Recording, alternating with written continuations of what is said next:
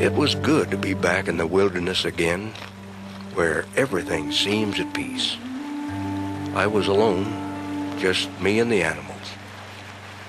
It was a great feeling, free once more to plan and do as I pleased. Beyond was all around me. My dream was a dream no longer. I suppose I was here because this was something I had to do.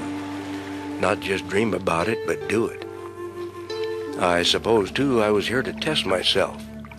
Not that I had never done it before, but this time it was to be a more thorough and lasting examination. What was I capable of that I didn't know yet? Could I truly enjoy my own company for an entire year? And was I equal to everything this wild land could throw at me? I had seen its moods in late spring, summer, and early fall, but what about the winter? Would I love the isolation then? With its bone-stabbing cold, its ghostly silence? At age 51, I intended to find out. Another 100 yards, and I broke out of the brush to my pile of cabin logs I had cut last July. I sat down and leaned against them, and while I chewed on a chunk of smoked salmon, my eyes wandered over the peeled logs. That had been a big job last summer. Hard work, but I enjoyed it. It was cool in the timber, and there were mornings I could see my breath. I had harvested the logs from a stand of spruce less than 300 yards from where they were now piled.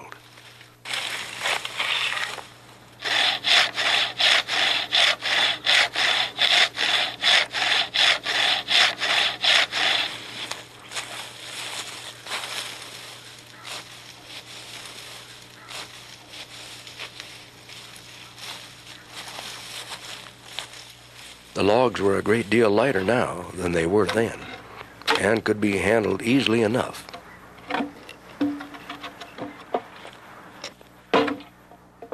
It was in the late spring of 1968 that Dick Prenneke decided to leave civilization behind to live in a pristine land yet unchanged by man, and to roam a wilderness through which few other humans have passed.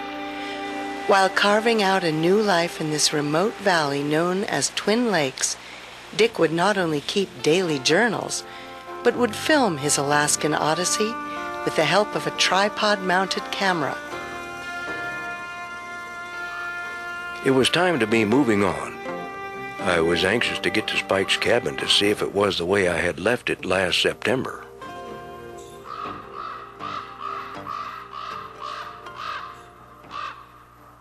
About 500 yards more through the spruce and the willow brush, and there it was.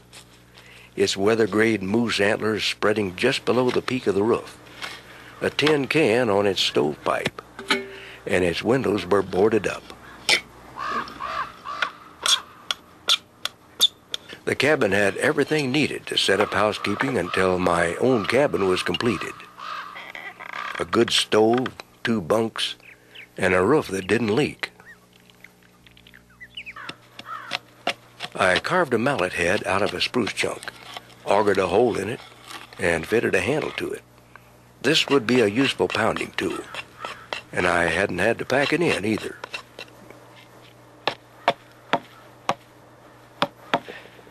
The same with the handles I made for the wood augers, the wide-bladed chisel, and the files.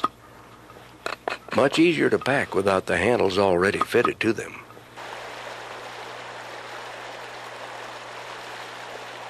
I cleared the brush and hauled up beach gravel and spread it to a depth of several inches over an area roughly 20 feet by 20 feet. I felt I had made the best possible choice. It would be 11 feet by 15 feet. Its front door would face northwest, and the big window would look down to the lake. A pile of logs. Which ones to start with? To make a notch fit properly, you can't rush it. Make several saw cuts an inch or 2 apart, almost down to the pencil line, and whack out the chunks with an axe until the notch is roughly formed. Then comes the finish work, the careful custom fit. I have just the tool for the job.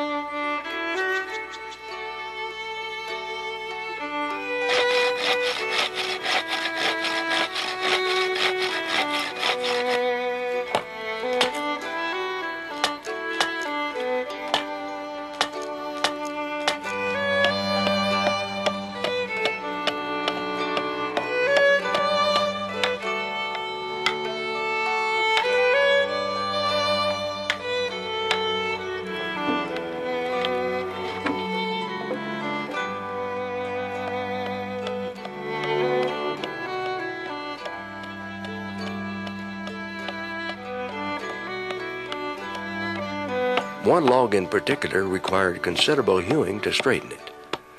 I must say white spruce works up nicely with an axe and draw knife.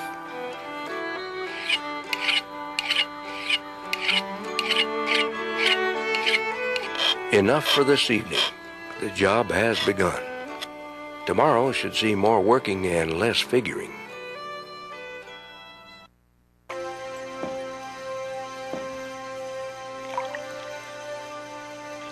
I glided silently along over a different pathway.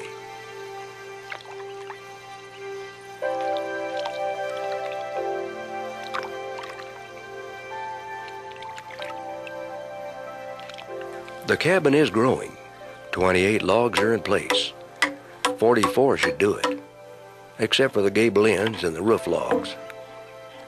It really looks a mess to see the butts extending way beyond the corners, but I will trim them off later.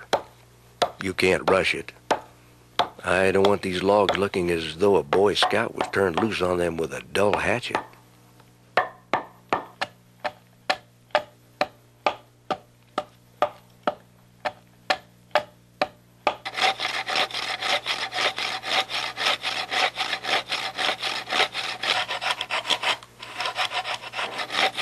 Finally, back to the cabin building.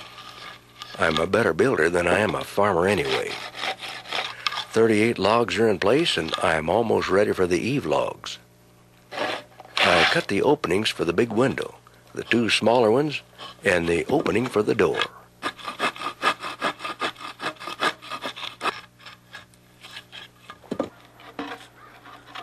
Five logs were very special. These were the 20-footers, which along with the gable ends would be the backbone of my roof. 2 would be eave logs, 2 would be purlin logs, and the last and the straightest would be the ridge log. As it stands now, the cabin looks as though logs are sticking out all over it, like the quills of a riled porcupine. I woke up this morning surprised to see 4 inches of snow on the ground. Looks like I finished my fireplace just in time. It's a frosty morning at 23 degrees, 35 degrees in my cooler box, and the lake water at 42 degrees. But the pressure is off. The fireplace is built, and what little there is yet to do can be done regardless of the weather.